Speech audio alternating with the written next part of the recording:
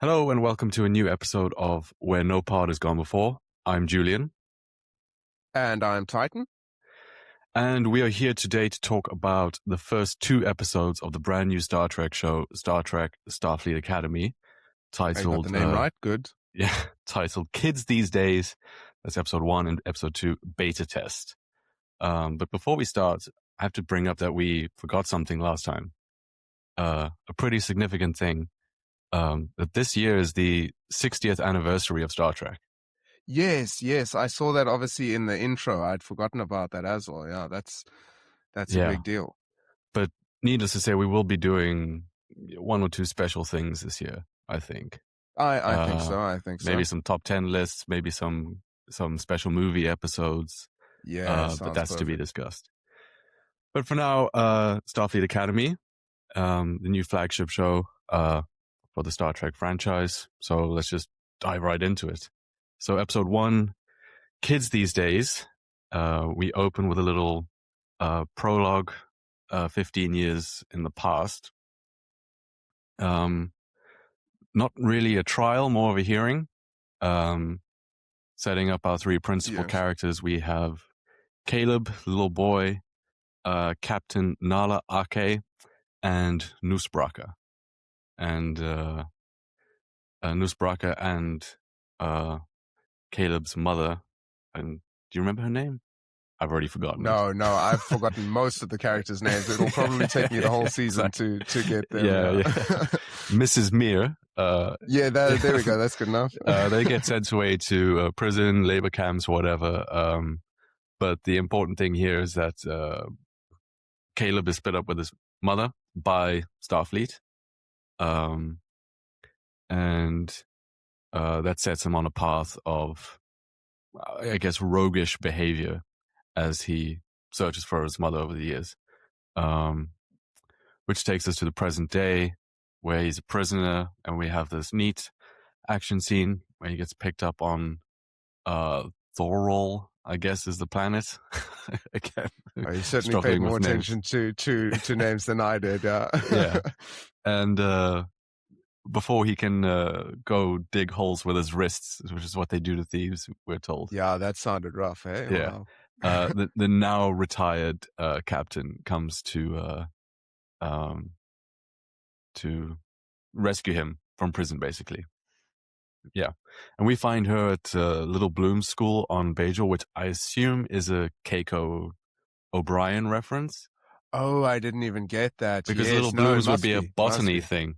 Right. Must be, yeah. I didn't even pick up on that. And she was a botanist, and she started the school in Deep Space Nine, I believe. She did. Yes, I remember that. Yeah. So that must be a Keiko thing. Oh, that's cool. I didn't pick up on that at all. Nice. So Captain Ake is already working as a teacher, and we find out that it's the day before the first day of school, and they offer the commissioner's job.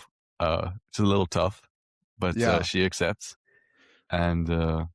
So I reckon that's how most schools are run, though, based on my experience. Yeah. Caleb agrees to come along to Starfleet Academy because this will give him, I guess, access to Starfleet charts and chips and stuff. That's at least what he'll be planning. Yeah. So now we get into the show proper. We're at school. It's the first day of school. Kids are running around. They don't know where to go. They're getting sorted into divisions or undecided. And we get introduced to most of the principal characters of the season. So we already have Caleb and the commissioner, but we are also introduced to Lura Thok, who is the half Klingon, half Jem'Hadar cadet master. Yes. Who I must say I just absolutely loved. Oh really? Yes. I'm mixed on her. You're mixed. I'm not. I don't dislike her yet, but I'm waiting for her because, I'm not sure about her. She doesn't quite seem like a Jem'Hadar to me so far. Well, that's the half, isn't it? I suppose. That's why I'm reserving my judgment for a little bit because I didn't like her at first, but she did start growing on me, especially in the second episode. Yeah. I mean, but you could, I don't know, we don't really know what happened to the Jem'Hadar after the Dominion War, but they could have mellowed out a bit, and also she's half Klingon, so Probably. I mean, I'm yeah. hoping we get an explanation of that at some stage. Yeah, I'm sure Because there'll be an episode where she gets to yeah, take the spotlight for a little bit. I'm hoping so, because I would be interested just in Yeah. terms of the lore perspective. Yeah. And I think she forms a nice kind of two-hander with the captain, where you can tell that the captain enjoys letting Thok kind of take over the punishment side of things. Yes, You know, yeah, and you have she good loves cop, it. bad cop. Yeah, no, absolutely. Yeah.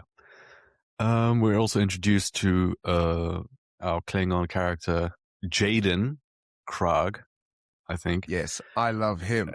Yeah, but I the think he's name fantastic. Jaden is... I'm trying not to go full in and say that it's racist, but it is tough.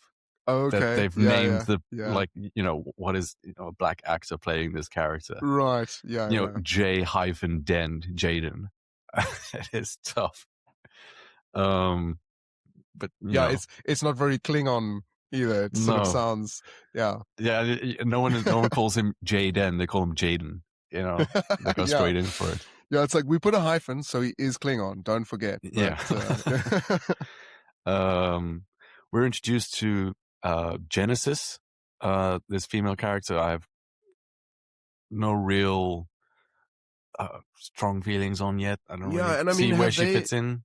Have they explained what she is, like species, aliens, or anything? I must have missed it if they... Yeah, I don't think they did, because I mean, yeah. I was trying to think if we've seen something like her before, if she's new, or what. But yeah, I'm hoping, obviously, that we're going to get a little bit more from her, because she sort of had like her moments so far. Yeah.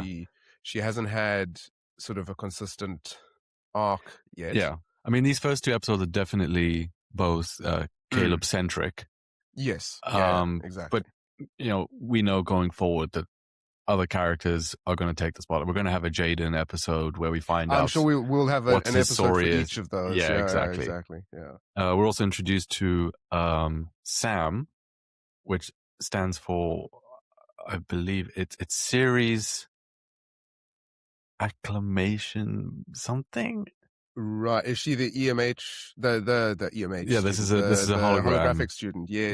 A photonic, they prefer to be called. I feel like a photonic, exactly. I mean, thinking back to Discovery, I think there was a similar character to her. It's almost feeling like a stock character for me. It's sort of like this overly enthusiastic. Is it Tilly? Are you thinking of that's the one? Yeah, exactly. It's a neurodivergent, socially awkward. Exactly. I love and it's science. Sort of like, I'm not good with people.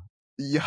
Exactly. And it's hard to dislike a character like that, but it's sort of, I don't know. I'm hoping to get something unexpected from her at some stage. Yeah. So this is all going on. You know, it's the first day of school. The doctor is there. We see the doctor again. Yes. As I've said, I'm only in the first season of Voyager, but it is nice to see a familiar face like that. I am absolutely loving the doctor. He is the best part of the show for me. He's just trying to get kids to sign up for his opera club. And I mean, I've been thinking about it. I mean, having watched Voyager, I think making the doctor a teacher at a school is like the worst punishment for that poor man. Like somehow he would. It's the last job he would choose. He doesn't suffer fools gladly, and I mean, and his classic line is all, you know, the medical tricorder. You know, it's I've been loving him. I mean, so yeah, it's weird to make him a teacher, but I think it's perfect because he's going to be grumpy and miserable the whole time, but sort of with that classic flair that is his. So no, I'm absolutely loving him. Yeah, and the first day of school is taking place in space. We're in space dock on the USS Athena. Thoughts on the design of this ship? Yeah, well, it's got these weird like wings on the nacelles, doesn't it?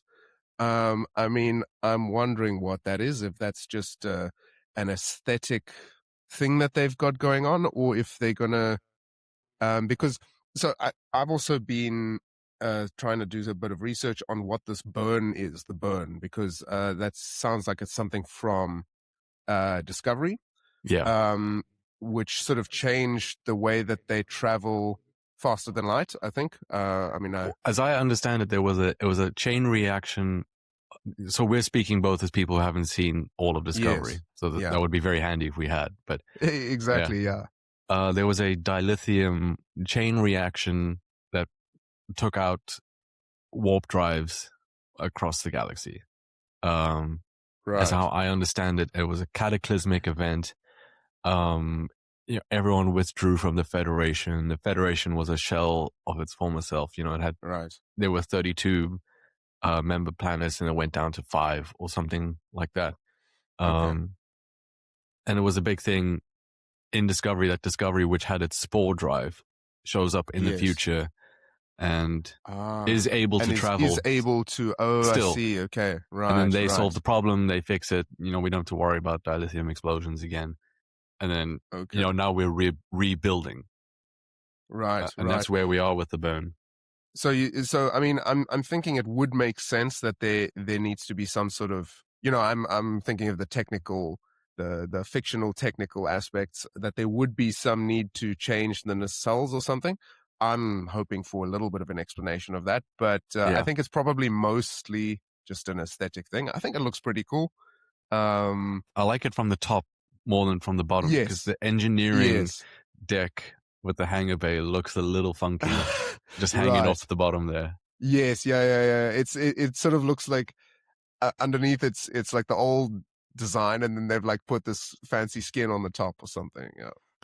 Yeah, and I think that is a design language of this 32nd century Trek, where they have these rings around the main kind of where the bridge is, that main saucer section, right? And they're sort of kind of, there's some force keeping them together. But yeah, I don't know how that works. But I like I like that it leaves the kind of wings behind in space. Yeah, I love me some saucer separation. Yeah, no, exactly. Yeah. And then it goes down to the old campus in San Francisco. Yes. And parks gracefully. So it's a nice ship. It is. Yeah, I'm keen to see it in action a bit more as the season goes. I mean, I'm hoping we get to see a few other ships as well. I mean, have they mentioned? I mean, I would assume that they don't have as big a fleet as they once did, or something. Or yeah, that sounds the reason, right? But they would have other ships. So I mean, I'm hoping to see. Yeah, maybe they mentioned Discovery, which at some stage. They did. Yeah, exactly. Discovery could be the flagship, I guess, of the fleet. Yeah, I don't know. So school's open. There's a nice speech. And now we're on course, maximum warp for Earth. And the bridge crew detect some anomalous signals. And different workstations are disagreeing on what these things mean. So this becomes our first teachable moment. I quite like that. I quite like being away in space and you're finding something like, let's see what the cadets think of this. Let's see what they can do. The only thing I have a direct comment about that is at some stage one of the characters like, this is a teachable moment, and I was like, yes, but that's her job. Her job is a student liaison. I mean, that's entirely her function on the bridge. I was like, that's for all the people, going through Instagram on their phones while watching the episode. It's like, oh, right, thanks for leading us by the hand, So, I actually have a question. Before we get to that, what do we make of the captain putting her feet on the captain's chair on the bridge? Right. Yeah. She's I mean, also her going barefoot in, I think it was the second episode or whatever. She's sort of, they're obviously trying to sort of set her up as like an unconventional sort of captain. Yeah, I don't know. I feel if they keep doing it too much, if they overdo it, it's going to be like, okay, yeah, we get it now. She needs to sort of step up as a captain. But yeah, I don't know. I'm quite enjoying her so far. I also, I definitely noticed you said that she's Elastigirl, Yeah. right? And I can hear it so much now. I mean, I Yeah. always loved Elastigirl's voice. I always thought it was great. And now hearing it, I'm like, oh my God, yeah, it's her. So I'm enjoying her. Yeah, it'll be. She hasn't taken anything too seriously so far, though. It'll be interesting to see her Yeah. in like a really intense situation, I think. Yeah. Yeah. So they drop out of warp, and almost immediately, it's a trap. And yes, they pick up some tachyon interference. Can you tell me what a tachyon is? That's my absolute favorite thing. I mean, so a tachyon is a hypothetical particle. It's not a theoretical one. It's a hypothetical one. It shows up in equations and mathematics when you've done something wrong. So when you haven't taken something into account, it shows up. And I think it was a sort of genuine physics possibility in sort of like, I don't know, the 70s or something. But it's a particle which never travels slower than light. So, most particles require an infinite amount of energy to accelerate up to light if they have any mass, or they are particles that don't have mass and they always travel at the speed of light. A tachyon would be a particle, I think, which requires an infinite amount of energy to slow down to the speed of light. So it always exists beyond our standard physics. So as soon as you get tachyon interference, that's them about to say, right, we're about to do something a little bit impossible here. Don't worry about it. It's tachyons. But it's a nice shorthand for the writers, I guess. Exactly. It's like, right, so there's some tachyons, a ship's about to appear out of thin air, right? But I mean, at the same time, it's great because I think that is exactly what science fiction is. You're not saying, oh, it's magic's magic. We're saying, well, in the future, turns out those mistakes we had in the equations in the 1970s were actually real. They actually are these particles, and they allow us to do all these exotic things, So it's that's the sort of techno babble, that they always speak about in Star Trek. I love it because it sounds plausible. It's not complete nonsense. It's not just something that they're making up. But as soon as I hear the tachyon, and I mean, I'm sure they'll mention gravitons at some stage, and we can talk about that as well. But tachyons are my favorite because, tachyon interference, right? Let's see what they're going to come up with this time. Yeah. I mean, with the technobabble's fine. Like, I always think of when you watch medical dramas, we're not doctors. We have no idea what they're saying. But if the actors are saying it in a way where, they carry the words well and they feel like they've been saying the names of these crazy medicines for 10 years, then we believe it. Exactly. So it's just about how you carry it, really. Yeah, it's not just this, there's this magical force that's making whatever happen. Yeah. We're trying to explain it. It's like also, I mean, I've read all kinds of technical schematics on how warp drive works and everything, which is obviously all nonsense. But, when I read it, I'm like, hey, that's not bad. Maybe we should try that. It's like the mosquito in Amber in Jurassic Park, As a kid, I was like, oh, that's bloody brilliant. Someone should give this a try. I mean, that sounds really plausible. When they talk about tachyons or something, even as a physicist, I think, okay, yeah, sure, maybe if you've discovered tachyons, why not? Yeah. They detect tachyons. I guess that was it. And then there's a programmable matter, I think they call it, starts to take over the ship, and another ship appears. It kind of assembles itself, and it's Noose Braca again, who hollow transmits to the bridge of the Athena. And I'm going back to my thing of the way people speak in modern Star Trek. Okay. Where origami chicken, payback's a bitch. I mean, this is 3191 is the year. I checked this. Do you think they still say payback's a bitch? Do you think an alien would say that? I was also thinking, I mean, origami chicken that is an Earth animal and a Japanese craft, and he's an alien, which, we're supposed to be using a universal translator here. So what did he actually say? What was the equivalent on his planet? Which was translated by the universal translator's like, well, I've just got to come up with something here. Origami chicken, He could be half human. I mean, he's a Klingonite. That's what he calls himself. Yeah, sure. Yeah, but we'll see. I mean, he's going to be back. No, but I mean, but also, obviously, go ahead.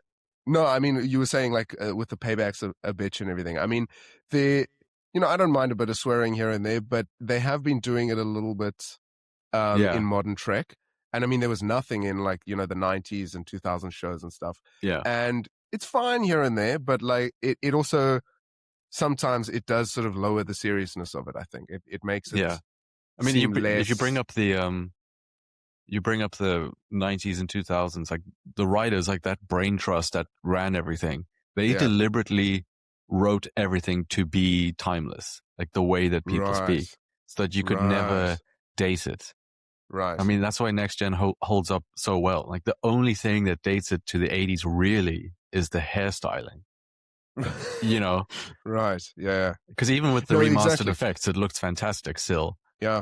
It still holds up. You're right. Yeah. I mean, with this show is going to be stuck in the 2020s. You're decades from now. Instantly know, like, oh yeah, I know when this was made. Yeah. Yeah. I mean, Deep Space Nine was in the 90s. You don't have Jake Sisko running around quoting Bart Simpson, saying cowabunga or whatever. Yeah. Yeah. Yeah. And also the captain says shit in some context here. Exactly. Yeah. And I like, you think about the Gene Roddenberry ethos. Yeah. When he created Star Trek of, humanity is enlightened. We've gone past all these little petty things that allows us to go into the stars. And I don't know, something about a captain in a red alert situation swearing it feels off. And it's like, it does, because I swear all the time, but it just feels like my captain shouldn't. Exactly. It's like you're busy swearing and the captain's got it all together. So then you calm down a little bit, because I mean, she said it on the bridge, I think. Hey. Yeah. To Braca. Right. To his hologram. It's different if she's like dressing down Caleb in her office or whatever, and she says it there or whatever. But I would feel like more as organic. Exactly. As a captain, when you step on the bridge, you sort of, assume this persona. Yeah. And I feel like it stands out. It definitely, it's like, oh, there's another swear word. All right. Yeah. Yeah. And he's there to strip the Athena of the warp nacelles, the warp drives, and sell them off. Classic space piracy, Star Trek plot. And it turns out the only person with a plan worth anything is Caleb.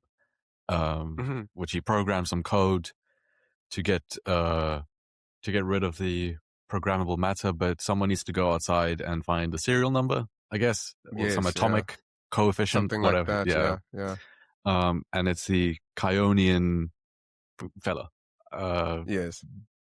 I have already forgotten. I watched these episodes today, like 3 hours ago, and I've completely forgotten his name. Don't even ask me. Yeah, no. He's a Kyonian, and people ask him, "Oh, how are you going to do this?" "I'm Kyonian, bitch." Whatever, dude. And I mean, so just remind me. I mean, is Kyonian new? Have we heard of it before? I have no idea. Yeah, because I think this might be a Discovery introduction. Right. You see, I'm feeling that we're lacking some knowledge from Discovery, definitely, because I was like, okay, so I'm Kyonian, bitch. Doesn't mean much to me, like, cool. But so he's able to withstand pressure differentials and can survive 8 minutes at, outside space temperature, which is neat. And he goes, and he has a comm badge on his vocal cords, I guess. Yeah. But when he's outside speaking, you can still hear the passage of air, which, for me, if we're really going into like, science things, the science side of things. How is he getting more air to speak? That's my Right. question. Yeah. But Okay. Yeah. it's fine. It's whatever. Yeah. You can look past it, but it's Yeah. interesting. I didn't think about that. Yeah. And he gets the serial number, and while everyone else is frantically coding. Okay, wait. I want to bring up another bugbear. This is like in all of science fiction. Yeah. I hate touchscreens and hollow technology Okay. because you have to look where your fingers are going. Yes. Yes. Especially with like helm controls and stuff. Yes. Which, I mean, which if in you the try to beginning, drive a car yes, with exactly. the aircon that's got a touchscreen and stuff, I mean, it's you have to ridiculous. Look at it. Yeah. Instead, you get a wheel that has a tactile bump for every notch that you go, and you don't have to look at it. So it always bothers me in Star Trek when they're piloting with touchscreens, and it's like, where's your thrust setting? And no, I mean, I remember reading something about trying to sort of explain with the original series, you like, okay, next gen, the Enterprise D's got touchscreens, but the original series is all these switches and stuff. Yeah. Why? Unlabeled. And obviously, exactly, unlabeled. And obviously, the actual explanation is because it was made in the 60s and they didn't know what touchscreens were. But the sort of in-universe explanation is, no, this ship was out in the field for 5 years, and it's much easier to repair something that is a switch, that is mechanical, in the field with, you can make shifts, solutions and stuff. Whereas a touchscreen, if it fails, I mean, sure, okay, you've got a whole engineering team there and everything, but it's much harder to repair something like that. So that was another sort of explanation for, you make a starship something that you can repair and something that is hardy and can be roughed up a bit. So I tend to agree. And we all, I think you sent me a post on Instagram a while back, even like every man wants to switch some overhead switches when he gets in the car, It's like the dream is to have 3 to 5 overhead switches while we turn on a vehicle. Exactly. That's and I mean, fancy. You want to sit down in your spaceship and sorry, not a switch, a toggle. We want toggles. Okay, toggle. Exactly. Oh, it's a little bit more solid and feels good. You just want to turn the fuel pump on and then but I always think of the original Alien as like the peak of sci-fi design. Right. Because that's a mining vessel that's like out there for 200 years. Right. At a time. And it's like, it's big plastic buttons. You don't need any fine motor skills to operate it. It's going to last for 200 years. Exactly. And when you're asleep for 50 years and you wake up, it's still going to be working. Exactly. It's not going to have a software glitch or something. Yeah. So when I see Caleb coding on his hologram keyboard, it's I don't know. It doesn't do it for me. And I mean, he inputted that code like he was Commander Data, dude. I mean, the guy read this thing out lightning speed, and he was like, I was like, whoa. Yeah. And so it works. Go ahead. Sorry. So while we're on this topic, I know another thing that you've mentioned before, which is a bugbear of yours, is the lighting, especially like on the bridge. Oh, yeah. Where everything in modern Trek is like dark and everything. Whereas, it's moody. I mean, if you think about exactly, and I suppose, it gives that, it's quite cinematic. It gives the shadows on the faces and all of that. But, the Enterprise D was this like really crisp, clean, it's home. It felt like home. Exactly. Yeah. And it felt put together, and it felt like, when the Enterprise shows up, like, civilization, it's sort of like, exactly. Yeah. These guys know what they're doing. Whereas, now it's sort of, it could be any sci-fi series, they all look like that. So I tend to agree with you there. Yeah. So the plan works. There's a fight with, Caleb and Nusbraka, where he uses his face to input the protocol, which is, a charming little moment. And then he escapes on an escape pod, to return later in the season, no doubt. Sure. So everyone picks up the pieces, and then we get to San Francisco and we park up at the campus, and there's a weird song that plays. I didn't like the song. Again, another Yeah, it thing was that sort of, dates it a little bit. So maybe yeah, yeah. something more classical and I guess Because it regal. was about San Francisco or something. Hey, it was sort Yeah. of like, And yeah. it's like I'm watching Star Trek, not the San Fran Trek or Yeah, whatever. well, you see, I mean, you still have to go through all the emotions with the theme song for Enterprise, Oh, because the love-hate it's like some relationship. exactly, because I mean, at the beginning you're like, what the hell is this? And it never really grows on you. But there were definitely times I was Yeah. singing that thing at full belt, dude. I was like, oh yeah, let's go. So Yeah. yeah, definitely love hate. Yeah, So that's the conclusion of episode 1. Kids these yeah. days. Um, I liked it. Yeah, so It was okay. one thing I did like about them arriving at Earth, which I Yeah. sort of they've sort of done this a little bit before in previous Star Trek, but I always enjoy it, is sort of treating the idea of like arriving at Earth and seeing it like, oh my God, Oh this yeah, is because everyone's in Earth, space for so long. Yeah. exactly. And it's and Well, but Caleb's even like, never seen it. well, some of them have never seen it, but they've Yeah, heard of exactly. it. It's like this mythical place, Yeah. Earth, and then they see it, and it's like, whoa, no ways, this is Earth, this is it. I always enjoy that sort of idea. Or Soul 3, as they call it in the Oh, first scene. Soul 3. Okay, Yeah. nice. Yeah. Yeah. So yeah, before we get into the second episode, I have a question. A question for the floor. So we're used to 24th century Trek. Yeah. The good old 24th century, Next Gen and Deep Space Nine. And we're now in the 32nd century. The year is 3191. Does it feel like we've gone forward that far in terms of the aesthetically, the science? No, it hasn't. Yeah, No, fully absolutely agree. not. Because because I didn't realize, I kept forgetting how far forward it was supposed to be, because I was thinking in Enterprise as well.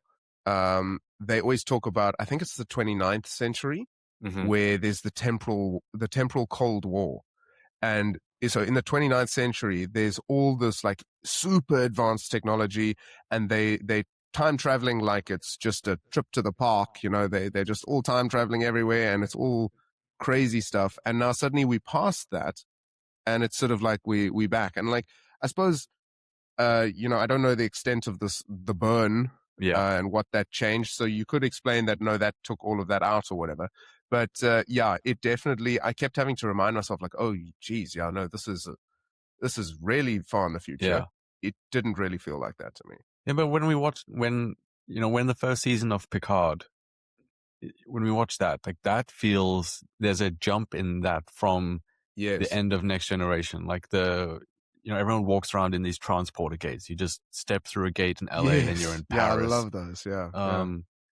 So there it all feels like a leap forward, but we've gone for, I don't know how many years it is, but we've gone forward, centuries, and it still is just the skin of modern Trek.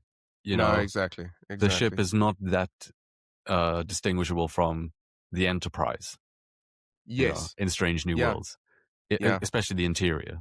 We don't have new weapons. No. Maybe we'll find out stuff, but maybe it's still to come. But you're right. Yeah. So far, I mean, it's sort of like, once again, the caveat always has to be said is, haven't watched all of Discovery, but I remember in the first season, they've suddenly got this brand new technology and everything, and I'm like, okay, but you're trying to explain this as before even the original series. Like, if you wanted to create a story with this super advanced technology which makes things possible that have never been possible before in Star Trek, you don't set it in the past. It's like, and they obviously try to explain it and whatever, but it's sort of like, if you're choosing to tell a certain story, you need to set it in the right place. Otherwise, choose to tell a different story. So no, I agree with that completely. So it's a disappointment, I guess, of the show so far. So let's get into episode 2, Beta Test, which opens with a xenobiology class led by your favorite, the Doctor. Which is a lovely opening scene, I thought. I mean, a note on that is, I am hoping, like, at the moment it's sort of been, it is a lot of fan service, and I'm absolutely loving it, because it's sort of, it's sort of a classic EMH doctor lines. But I am sort of hoping that they deepen his character a little bit and sort of show how he's changed, in the past centuries. And maybe I'm hoping he sort of like reminisces on Voyager at some stage, or uses some experience that he picked up from his days on Voyager. Like, I remember back in the day, so-and-so taught me this lesson or whatever, like, because at the moment he even grew during Voyager. And at the moment they kind of portraying him as the classic Doctor that at the beginning of Voyager. Yeah. Which is fine. I'm loving it for now, but I am hoping that they actually delve into him just a little bit. Yeah. Yeah, so the kids are walking around. They get assigned the dorms, and obviously Caleb and the Kionian fella are together. When he was standing at the door, I'm like, he's going to have a terrible roommate. I don't know who, but it's going to be a disaster. And then it opened, and I was like, yep, okay, there we go. And I mean, the scene ends with one of them saying, "Hate you." Like they literally. It's like, what are we doing here? Once again, that's 4 people scrolling Instagram. It's like, right, yeah. These guys don't like each other. Yeah. And we get our first look at the new intro. Yes. Which has some nice graphics. The music I wasn't too hot on. Yeah. No, I also wasn't. It doesn't really have a catchy tune that you sort of hum along with or anything. Yeah. Yeah, exactly. But we'll see. As you said, the graphics were cool. Watching I enjoyed the little robots. Building the buildings. That was cool. Yeah. And I think it's the next scene. Again, the kids walking around the corridors, and I think it's Caleb and Genesis. And Genesis introduced my worst fear. Come true from the show, where she talks about being stressed from midterms, and I was like, oh my god, the teen angst. Yeah. This is what's going to happen. Well, we need to have a little bit of it, surely. Yeah, I mean, to make it feel realistic, I guess. But obviously they're making the new Harry Potter show. Yeah, well, I try to forget that fact, but yes. But can you just imagine like episode 6 where they're just all stressed about their exams, and then they write their exams, and then they pass their exams? Like, that's going to be an entire episode of its own. And it's going to be so dramatic. Yeah. I have in my notes here that the Doctor says, "Not my jam." I can't remember the context, but that's another thing where I was like, modern speak seeping in. Why would the Doctor say that? He would never say that on Voyager. No, he wouldn't. He wouldn't. Yeah. So the thrust of the episode is that Betazoids are coming, a delegation, their president, and the Youth League, I guess, which has pressured him into talks with the Federation, talks about possibly rejoining. And this is a nice thing about the show as a whole, which has surprised me, because I thought we were going to get a series-long overarching narrative where it's just one plot. They're lost in space. They're fighting Paul Giamatti. But this is actually, there's a weekly thing of it. And these are classic Star Trek scenarios. Space Pirates. I know you like that as well. You always talk about like Monster of the Week and stuff like that. I love that stuff. You like your episodic stuff. And I agree as well. Star Trek, they can be this sort of, it's like some of the Golden Era Doctor Who seasons as well, where there is a thread in the background, but every episode is its own episode. Yeah. We have overarching character development. Yeah. But the story so far, we have 2 different stories that are proper Star Trek stories. There's a conference, and we need to convince these people to join the Federation. Exactly. I was loving that Trek setup. I mean, we were talking last time about trials, and like when you have a trial in sci-fi, it's the perfect setting. And I mean, a conference like that is pretty much the same thing.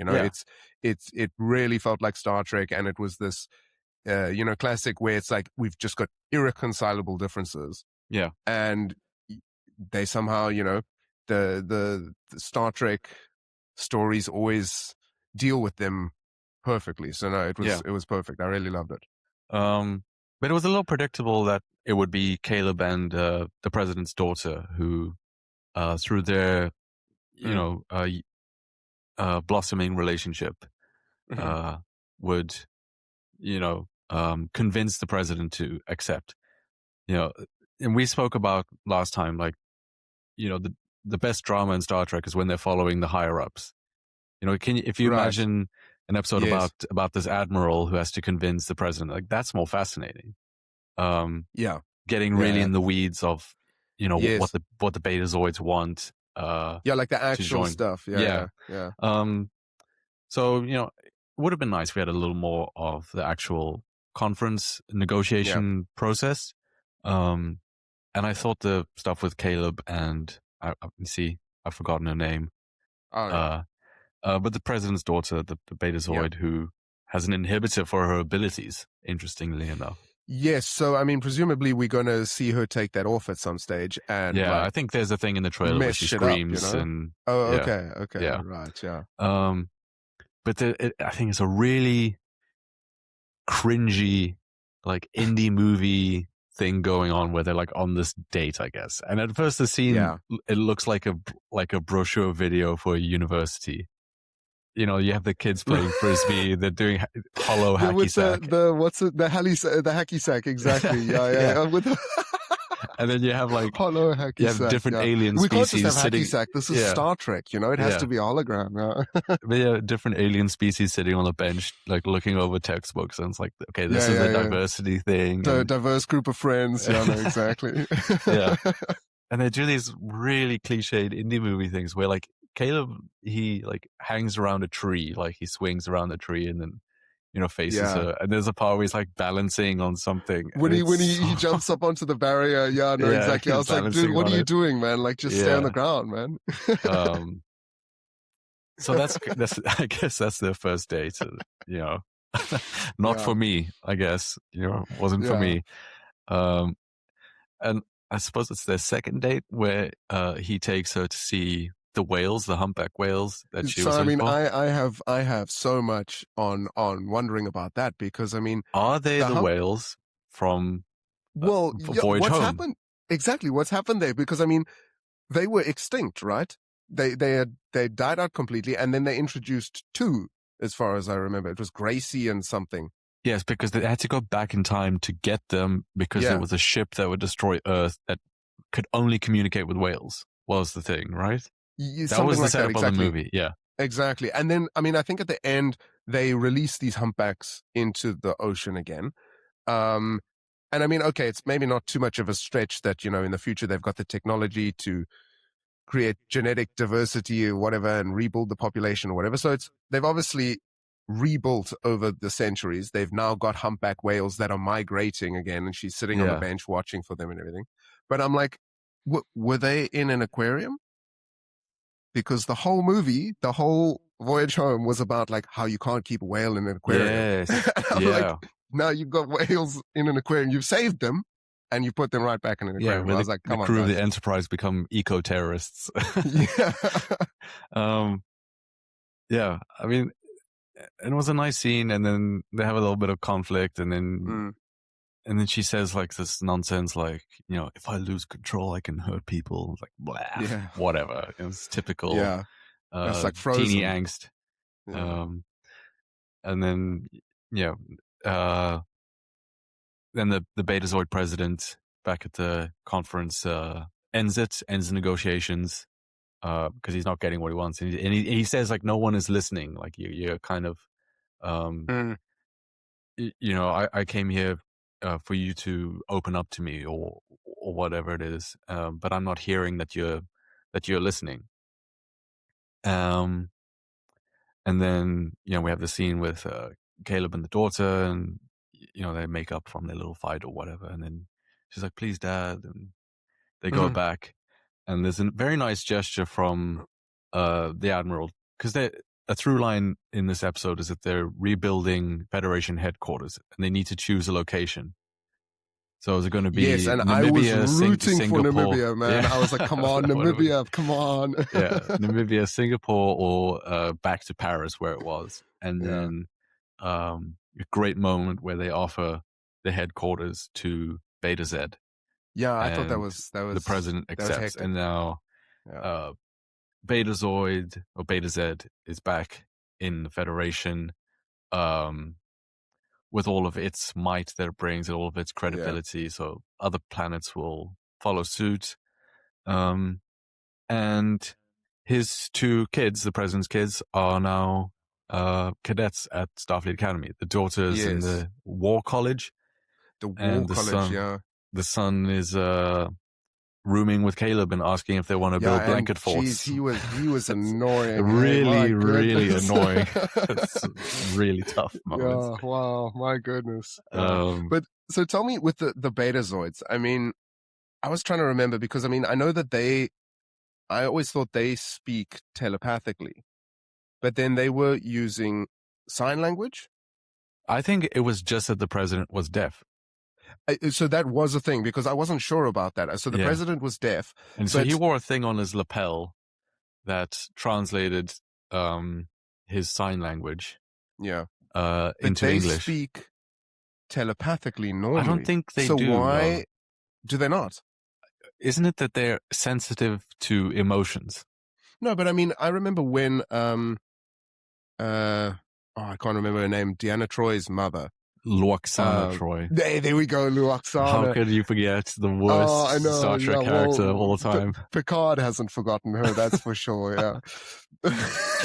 Oh my god. But, when it's a Lwaxana episode, it's just the biggest eye roll you could imagine. Wasn't she was in DS9 a few times as well, wasn't she? Yes, yeah. She also showed up. And she is she was the wife of Gene Roddenberry and also the voice of the Enterprise computer in Next Generation. Oh, yes. Okay, I remember this. And I think she played the nurse. Wasn't it Nurse Chapel? Yeah, she was also Nurse Chapel. Yeah. I remember this. Yeah. Okay. So she might have the most Star Trek credits of all time. Yeah. It's either her or Michael Dorn as Worf. Like one of those two will have the most I reckon she's probably got it because I mean, she, as you say, it's the computer. I mean, she's like probably in nearly every episode of Next Gen and the first one. And Deep Space Nine, she would have done. And DS9, right? Yeah, all the runabouts and the Defiance and all of that. Yeah. Yeah, exactly. Yeah. But so I mean, what I was going to say is, Lwaxana always tried to insist that Deanna speak to her telepathically. So I know that they can speak telepathically. That's why I was wondering. I was like, okay, a deaf Beta Z. Yeah, they already have a means of communicating. I didn't quite understand why they were using sign language. Well, maybe it was for the Federation's sake, I guess. It might have been. It might have been. But I always felt that the Betazoid thing was a little bit undercooked on Next Gen because they never there was one moment in season 1, I think it is, when Deanna is on an away mission and they're like looking for people behind, and then she's like, "Captain, I detect minds behind this closed door. They're in there." Right. And it's like they actually never really used that for all it could have been, I guess, in Next Gen. And then it was just a lot of, the villain of the week is on the view screen, and then Deanna's like, "Captain, he's not his being entirely intentions." truthful. Yeah, exactly. It's like, does the ability work over, hundreds of thousands of kilometers? It's actually how far apart these ships are, but I never really got it.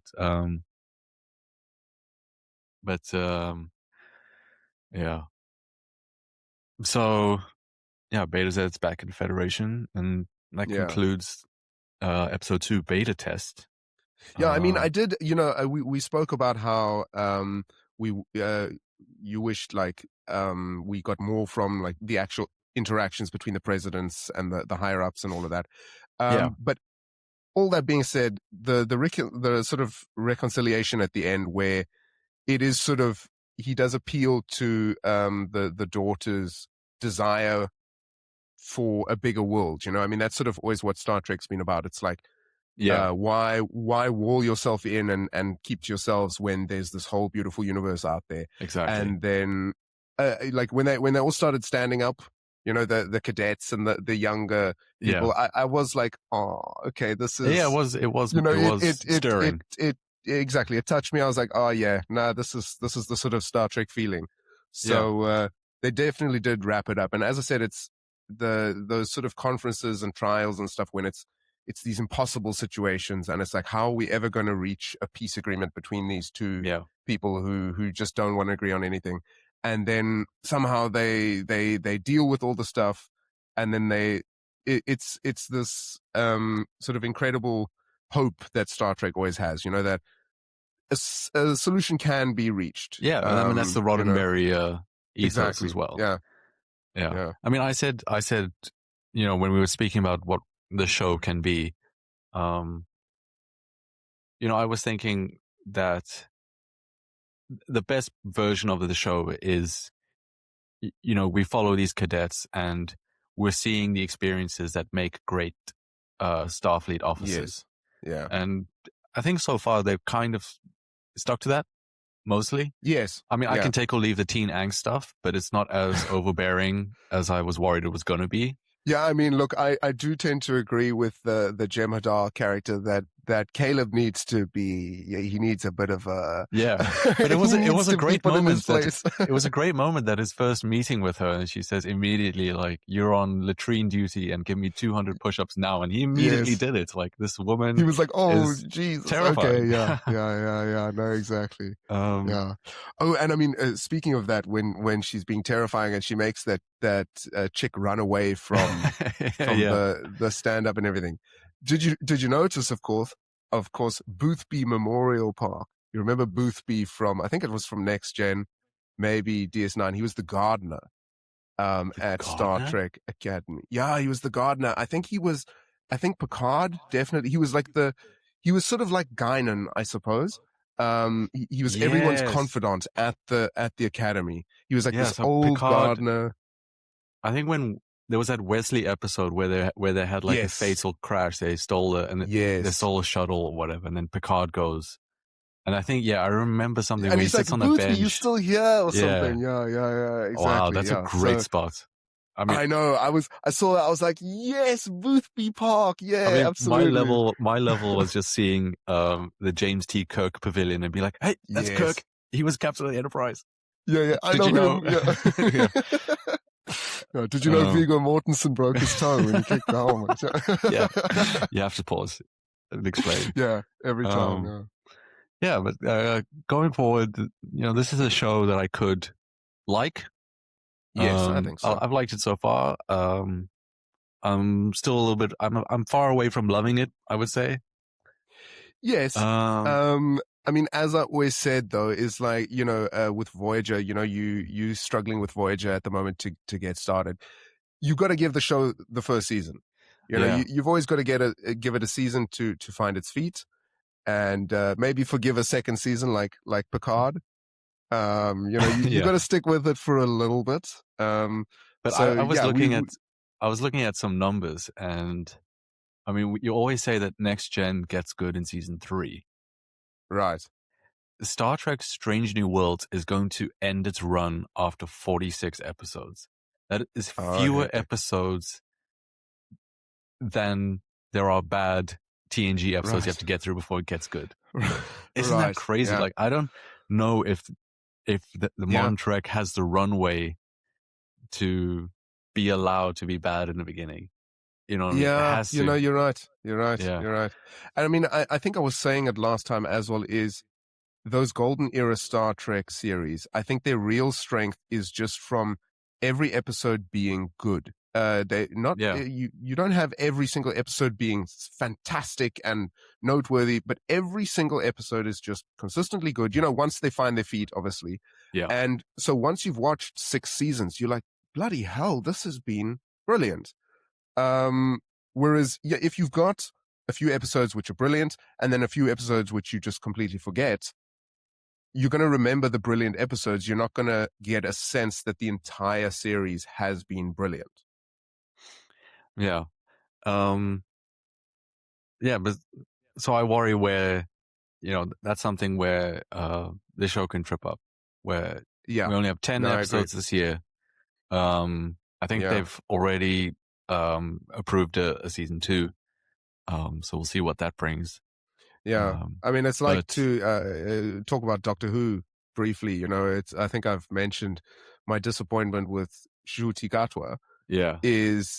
I mean, he's barely just done one season by the original standards in 2005. I mean, he's done 2 seasons actually, but he left before just as he's about to now claim the role. He leaves, and it might be the same thing with modern Trek, as you say. It's sort of as it's getting there, it's fleeting. It's like, right, well, we're wrapping up now. It's a new story. Yeah, I mean, my kingdom for 13 Doctor Who episodes a year. That's just all I want. Yeah, that's exactly. all the boy wants. I mean, come on. Exactly. Yeah. But going forward for this season, I know we're going to get episodes that are centered on these other characters. We'll learn about them, and they're all going to have traumatic backstories, no doubt. Yeah, I mean, as I said, I'm really keen for the Klingon character. I think he's got a story to tell us. Yeah. And I would like the captain to have more interaction with the other students. Yes. Yeah, she's very much kind of in Caleb's storyline only, it feels like. So I'd very much like her to kind of get to know everyone else. But cautiously optimistic going forward. Yes. I've said my piece about the way they speak in modern Trek. I'm never going to get my way on that. Exactly. I do feel it is a little bit better maybe than Strange New Worlds, because at least they were referring to the bridge officers by their surnames, for example. Oh my God, thank you. I mean, it's like in the heat of battle. I mean, okay, the captain's swearing and everything, but at least she's calling her lieutenants the correct titles and stuff. I mean, and also like it is reasonable that cadets are going to speak unprofessionally, but it's just that it's the fact that they're using 21st century lingo is the tough thing. It's just dating it immediately. I mean, I'm sort of hoping to get a point where suddenly Caleb, because he dismisses himself, and he sits with his leg up when the chancellor is speaking to him or whatever. I'm hoping he gets to a point where suddenly he decides to sort of take on the respect, like, I'm sure he'll sit in the captain's chair. Yeah, right. He'll sit in the captain's chair in the finale, and and give orders to all the other cadets, and it will feel heroic, and I'm sure that's what they're building up to. Yeah. But I do like that. Captain Arke lets him kind of get away with this, because I mean it visibly frustrates her, but it's like she sees the brilliance within him. She doesn't want to like scare him off. She sees that this is potentially a brilliant she sort officer. of alluded. Yeah, exactly. I think she alluded to it as well, where it's like no one's ever allowed him to be this person. They're all it's always sort of like fighting against it. So she's just going to allow it, and he must get it out of his system, and eventually he will correct himself. I mean, that's exactly what's going to happen. He's going to get out of his system. Then he's going to step up and, show himself to be captain material. I'm sure. Right. And then, I mean, I have to have a note on, of course, the Doctor's brilliant performance. I was really hoping he would get an opera performance. I mean, I was enthralled. I was mesmerized. What a man, honestly. Oh, Jesus. That's been the best part of the series so far. And it plays through the whole scene. It plays through the whole it does, scene. And he's brilliant. It's so, I know that he that's probably why he's taken the job. He deals with the teaching, but he knows that he gets a performance every now and then. Yeah, he wants access to like malleable young performers that he can mold into his operas. I think he promoted the opera club at some stage or something. He's like, make sure you go down there. But any other final thoughts before we wrap up? I don't think so. I mean, the first episode I was sort of a little bit unsure of, but the second episode definitely cemented it for me. As you said, I'm looking forward to it. I'm interested to see where they're going now, because the second one definitely I was like, okay, this might be Star Trek again. Let's see what happens. Yeah. So I agree with you. Cautiously optimistic for the rest of the season. Yeah. Yeah. Um, And one more note is I definitely haven't watched Star Trek Prodigy. I know that we didn't speak about that they because did I think mention that. Yeah, that's it's a that's cartoon. like a Yeah, kids show or something. yeah, Yeah, it's a cartoon, exactly. and it's But like it's they pushed towards kids as well. It's like on that level of like right, 12-year-old yeah. level. Yeah, But from what I know of it, I think there was a character or a species at least, which is in that sort of rocky dude. It's like an orange dude made of yes, rocks and whatever. yeah. And there was So I one think that's from in the Prodigy. It second was just an episode. interesting. Yeah, exactly. It was just Yeah, interesting to see. yeah. Yeah. But the doctor is in that, I believe. He mentioned that Oh, in he Prodigy. guided kids on the protostar. I think is the name of that Okay. ship. Yeah, Yes, that does sound right. Yeah, yeah. Okay. yeah. Well, then I'm Uh-huh. definitely going to watch it at some stage. Yeah, cool. So we will be back talking about Starfleet Academy in 3 weeks' time, I guess. We're gonna wait for 3 more Probably, yeah. episodes and recap those together in one episode. So for next week, we'll be talking about our first movie on the pod, and we are going to be talking about Contact, the Robert Yes. Zemeckis sci-fi classic. Oh, is it Robert Zemeckis? Of course it is. Yes, your boy, Back to the Future. Of course it is. I often yeah. watch a movie and I'm like, this is brilliant. And then at the end it says directed by Robert Zemeckis. Yeah. And I'm like, oh, that's why. Yeah. So yeah, sci-fi classic based on Yeah. a Carl Sagan novel. Carl Sagan, Yes. a big figure in science and science fiction. So we'll talk about him a little bit. I think there will be a lot of interesting science to talk about in that movie. So 1997's Contact will be the next episode. So thanks for listening, and live long and prosper.